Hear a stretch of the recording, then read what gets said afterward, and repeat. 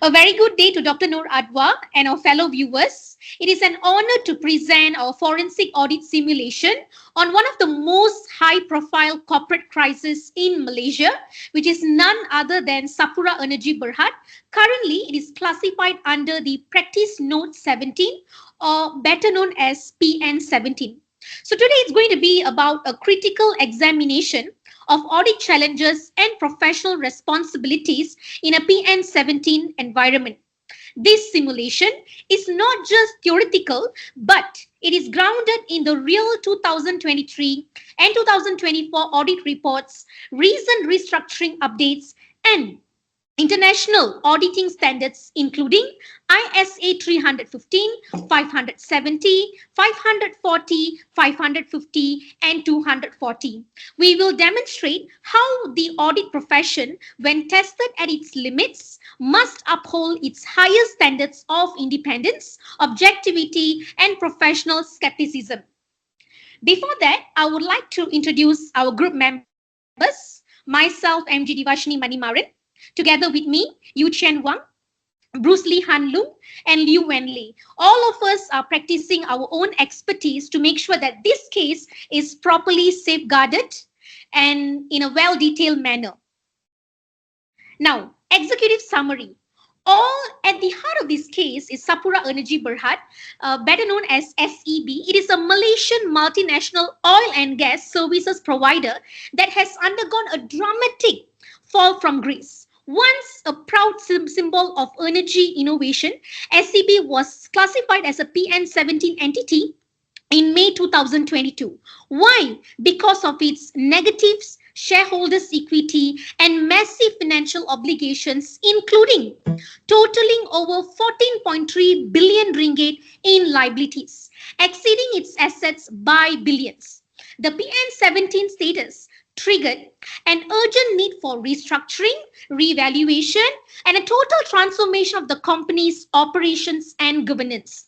For auditors, this was not a conventional audit. Why? Because it was a battlefield of financial uncertainty, estimation bias, cash flow volatility, and of course, high fraud risk indicators. Our audit simulation today focuses on four key areas, which are firstly, impairment of non-current assets, especially 4.83 billion ringgit in PPE, profit, plant and equipment and goodwill. Secondly, revenue recognition involving complex engineering contracts. Thirdly, going concern assumptions plugged by recurring losses and debt default. Lastly, related party restructuring transactions involving equity dilution and conditional investments. Despite all these risks, ladies and gentlemen, Ernst & Young, as you all know, it's a big four auditing firm, issued an unqualified audit opinion, but with a strong emphasis of matter and detailed key audit matters known as CUMs, signaling critical judgments. This presentation dissects whether this opinion was reasonable and how the auditors navigated immense pressure in a distressed landscape. Now let's look into the introduction, which is the PN17 context. To understand the complexity of auditing Sapura Energy Berhad, we must first comprehend the implications of PN17, Practice Note 17. It is not just an administrative in label, but it is a red flag for the entire capital market because it signifies a company which is in a serious financial distress, usually triggered when shareholders' equity falls below 25% of the issued capital or the company fails to fulfill debt obligations.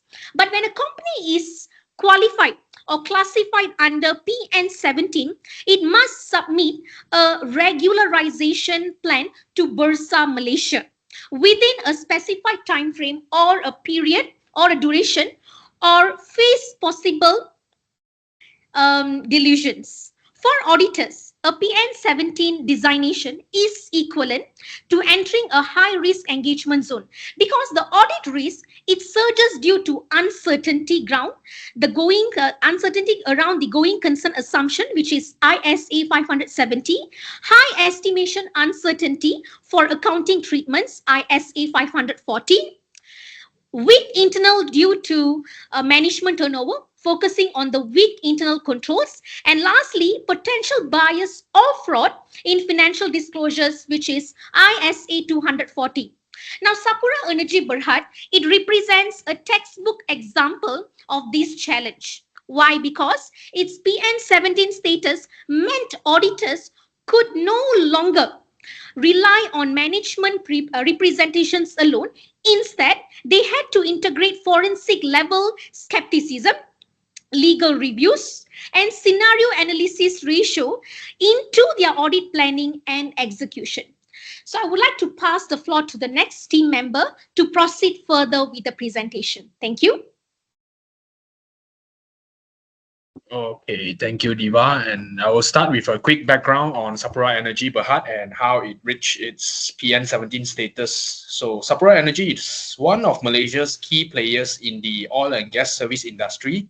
So it was formed back in 2011 through the merger of Sapura Kris Petroleum and Kencana Petroleum. So the company operates in three core segments: engineering and construction, drilling services, and operations and maintenance. So despite its size and technical capabilities, Sapura faced persistent financial pressure. On May 31st, 2022, it was classified as a PN17 company by Bursa Malaysia. So this happened when its shareholders' equity fell below 25% of issued share capital. So the engineering and construction segment remained the company's top revenue generator, but it couldn't offset the overall financial decline. These developments trigger regulatory and auditor attention given the growing risk of insolvency. Next slide, please. Now let's look at the key financial trends from 2020 to 2024. So over 4 years, Sapura accumulated more than 13 billion ringgit in net losses. Although 2024 showed a small profit, it was mostly from restructuring activities and not from actual business recovery. Revenue remained relatively flat, averaging around 4 billion ringgit each year. However, the real concern lies in the company's liquidity. So by 2024, it had a working capital deficit of 11.25 billion, which shows a severe inability to meet short-term obligations. So from an audit standpoint, these metrics present significant warning signs under ISA 315. So the prolonged losses, negative equity, and liquidity crunch raise the risk of material misstatements, especially regarding going concern assumptions and estimation judgments. Next slide, please. So as of May 2022, the company's shareholders' equity fell below 85 million and stayed under 25% of issue capital, officially meeting Bursa Malaysia's PN17 criteria. And more importantly, Sapura recorded 4 consecutive years of multi-billion ringgit losses, further solidifying its distressed financial position. So the gearing ratio was a major concern, reaching 8.28 times in 2023. This level of leverage is considered highly unsustainable. At the same time, the interest coverage ratio remained below 1.0, meaning the company couldn't pay off its interest using operating profits. So with such extreme gearing and persistent negative returns, the risk of insolvency was very real. These financial indicators also suggest a heightened risk of aggressive accounting, especially in areas like impairment, revenue recognition, or related party transactions, all of which auditors must assess with elevated skepticism. Next slide, please. And so moving on to March 2023, the company filed for a scheme of arrangement with the High Court and obtained a restraining order under Section 368 of the Companies Act, temporarily shielding it from legal actions during the restructuring phase. So in 2024, Sapura entered into formal negotiations with the Corporate Debt Restructuring Committee under Bank Negara Malaysia to begin resolving its debt obligations. So by early 2025, it secured a conditional of 1.1 billion capital injection from Malaysia Defence Holdings, a strategic move to regain financial stability. Finally, in June, which is recently, Bursa Malaysia approved the company's regularization plan with an official target to exit PN17 hopefully by March 2026. So for auditors, these developments raise several implications under ISA 550 or related parties and ISA 560 on subsequent events. So they must verify legal documents, evaluate the timing of funding arrangements, and ensure that all material post-balance sheet developments are properly disclosed and well reflected in the financial statements. And that's all from me. I will pass the floor to the next presenter. Thank you. Okay, all right. Thank you, Bruce. So I'd like to talk about the key audit issues identified in our recent financial review. These issues are important for us to understand and address. So let's go through them one by one. So first, we found the issue of going concern uncertainty. So auditors have highlighted a material uncertainty for several years. This is because of the recurring losses, negative equity, high gearing, and inadequate operation cash flows. In simple terms, this means there are doubts about whether the company can continue its operations without the major changes. We need to focus on improving our financial health to address this. Next, we have impairment of non-financial assets. This involves about like 4.83 billion in property, plant, and equipment, and 118.6 million ringgit in goodwill. The challenges here is the complex calculations for value in use or fair value less cost of disposal, which rely on subjective assumptions. We must ensure these valuations are accurate to reflect the true value of our assets. The third issue is about the revenue recognition. About like the 56% of our revenue, which is like 2.63 billion ringgit, comes from the engineering and construction contracts.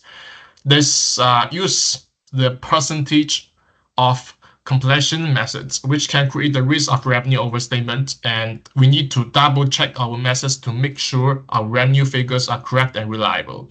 Finally, we have found the related party transactions. This involves complex capital market activities like the debt to equity conversions and issuing the new shares and onboarding strategic investors with board representation. So these transactions need careful monitoring to ensure they are fair and transparent. So in conclusion, these key audit issues like the going concern uncertainty, impairment of non-financial assets, revenue recognition, and related party transactions require our attention. So by addressing them, we can strengthen our financial position and build a trust with our stakeholders. Next slide. Okay, so our audit was conducted by the E&Y PLD, and they brought deep knowledge of the SEB's operational complexity. So a key part was the PN17 classification, which required a big change in our audit approach. So this included like the raising materiality thresholds and increasing the sample sizes and bringing the subject matter experts. So these steps help us to handle the audit more effectively. So we also focus on the audit independence. There were concerns about the potential non-audit services during the debt restructuring. And so to address this problem, following the Code of Ethics, our audit team addressed the stress to the independence, appropriate safeguards, and transparent communication with the audit committee, and also the rigorous documentation of the audit independence. So this ensured our audit stayed fair and unbiased. Next, the audit still need extra professional skepticism because of the aggressive management forecasts and also like the ongoing financial restructuring and significant estimation of the uncertainties. So this make the processes more challenging, but we adapt to meet these demands. Next slide. All right, so moving on to the planning implications. So let's start with the maturity determination. So this part was tricky because the SB has been dealing with some negative equity. Normally, the auditors use the equity-based benchmarks to stat the planning and performance maturity. So basically, how much error is acceptable in our financial statements. However, with the negative equity, those traditional benchmarks didn't work. So to solve this problem, the auditors carefully selected alternative benchmarks to get their work. This included the total assets and which gave a bold view of our company's value and also like the revenue reflecting our income over time, also like net liabilities and so on. So I think this wasn't straightforward choice. It required a lot of judgment, but to meet the professional standards, the auditors had to document this approach and also following the ISA 320 and also like this. I think this step ensured our audit planning was robust, transparent, to our unique situation. And also moving on to the resource allocation. This audit was complex and meant we need the extra help to get it right. So this complexity arose from the needs to assess impaired assets and review the contracts and also align with legal processes. To handle this, we brought in some specialized teams. For example, like the external valuation experts were brought on board to carefully assess the recoverable amounts of impairment assets, and also like the technical specialists joined to review the impairment models, and also legal compliance expert was essential for the scheme of the arrangement, help us to meet the legal requirements during our restructuring, and also the contract specialist focus on the high-risk revenue arrangements, like the double checking that our revenue recognition was correct. So in conclusion, I think these planning implications and also like adjusting maturity with alternative benchmarks and allocating this red resources at the right time. So it was like important to conducting a effective audit. Next slide. All right. So also I'm like to talking about the inherent risk analysis from our recent audits. So I think these risks are important to understand. So let's go through them step by step in a simple way. So first, we have complex accounting estimates. This involves valuing and testing impairment of non-financial assets, like the 4.83 billion ringgit in PPE and also like 118.6 million ringgit in goodwill. So to do this, we use the discounted cash flow models for forward-looking assumptions. And also we have cash flow and liquidity, and our company faces the working capital deficit of 11.25 billion ringgit, which makes it hard to meet the financial obligations. And the financial costs like about 745 million ringgit in 2023 and putting a strain on our liquidity. So this also increased the risk of breaching the financial covenants and rules. So I think we must follow with the lenders. Next, we have also the business model sensitives because our company exposed to the global commodity prices, and also we are involving the environmental regulations. So with operations spread across multiple, I think this complexity, this is also like complexity to how we recognize the revenue and also expenses. So together, I think these inherent risks, for example, like the complex estimates, the cash flow, and also the business model challenges, make our financial statements more likely to have the material misstatements. So this means we need like comprehensive audits with the extra attention and also professional skepticism to ensure everything is accurate and reliable. So that's all for my part. Okay, thank you, Wen Lei. Let's begin by examining the key risks that pose significant challenges to Sapura Energy's operations, namely control risks and external risks. Starting on the left side of the slide, control risks primarily arise from internal weaknesses that compromise governance and operational oversight. First, governance and oversight weaknesses refer to frequent broad-level restructuring and high turnover in senior management. These conditions impair the tone at the top and reduce the effectiveness of risk oversight mechanisms. Secondly, under project-level controls, we observe the absence of standardized procedures for tracking project costs and milestones. This lack of structure not only undermines transparency, but also creates substantial project vulnerabilities. Lastly, IT and systems gaps represent a major technical constraint. Aging ERP systems lead to delays and inconsistencies, particularly in consolidating data across geographically dispersed units. Moving to the right side, external risks stem from factors outside the organization's direct control, but still demand strong mitigation strategies. The first is economic and market volatility. Exposure to USD-denominated debt increases sensitivity to foreign exchange fluctuations, while the inherent cyclicality of the energy sector possesses ongoing threats to project viability and profit margins.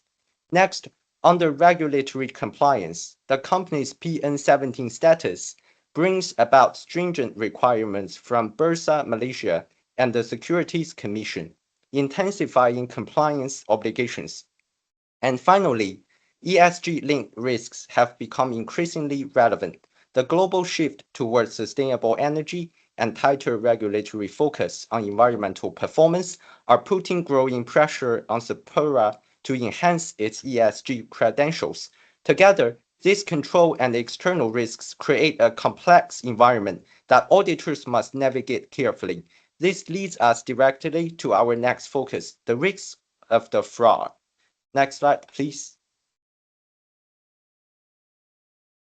As outlined under the International Standard on Auditing 240, fraud risk typically arises from three interlinked elements: rationalization, opportunity, and pressure. First, under rationalization, management may begin to justify aggressive accounting practices. This behavior often stems from prolonged financial losses and overly optimistic recovery projections, creating a dangerous normalization of unsound practices. Second is opportunity. This arises from internal control weaknesses and audit trail deficiencies, both of which we've already seen as control risks. These gaps create openings for fraudulent behavior, especially during periods of corporate restructuring when controls are inconsistently applied. Lastly, we have pressure. Sapura Energy faces intense pressure to meet low covenants and avoid delisting under PN17. Performance-based incentives and conditional funding arrangements further intensify this pressure, increasing the risk of misstatement to meet specific KPIs. As a result, auditors must adopt a heightened level of professional skepticism and apply robust audit responses to detect and mitigate material misstatements, whether through fraudulent financial reporting or asset misappropriation. Next slide, please. Having understood the risk landscape, let's now turn our attention to the four critical discussion areas for auditors when assessing Sapura Energy. First and foremost, it's evaluating going concern assumptions. Auditors must assess the company's ability to remain operational by analyzing appropriate evidence, such as cash flow projections and conducting stress testing and sensitivity analysis. Next, we focus on the audit opinion and key audit matters, or KAMs. The challenge here is to ensure that risks are communicated transparently to stakeholders while still issuing a clear, unqualified audit opinion. Where justified, auditors must strike a careful balance between transparency and confidence. The third area is the application of materiality, especially critical for a PN17 entity. Auditors need to incorporate both qualitative and quantitative considerations, adjusting performance materiality to reflect evaluated risk profiles and stakeholder sensitives. And finally, ethical considerations cannot be overstated. Auditors must be vigilant in managing independence threats, resisting management pressure, and navigating any potential conflicts of interest, all while maintaining professional integrity and public trust. Next slide, please. In conclusion, the case of Sapura Energy Berhad highlights the complex audit challenges that arise when a company falls under PN17 status. Auditing a financially distressed entity like SEB, it's not just about verifying numbers. It demands a strategic and holistic approach, combining deep technical expertise, strong professional skepticism, and strict adherence to auditing standards. The audit team, led by EY, had to navigate multiple layers of risk, ranging from going concern uncertainty, impairment of assets, and revenue recognition issues, to related party transactions and fraud risk pressures. Each of these areas required judgment, enhanced audit effort, and clear communication with stakeholders. Importantly, the auditor's role in this environment goes beyond the traditional scope. Auditors must challenge optimistic forecasts, assess the volatility of restructuring plans, and ensure that material risks are transparently disclosed. This means not just fulfilling technical obligations, but also upholding public interest, protecting investor confidence, and ensuring market integrity. Ultimately, auditing PN17 companies tests the true quality of an audit. It calls for courage, independence, and a deep commitment to ethical and professional standards. Thank you, Doctor. This is the end of our presentation. Thank you for your listening. Yeah, thank you for listening and have a great day.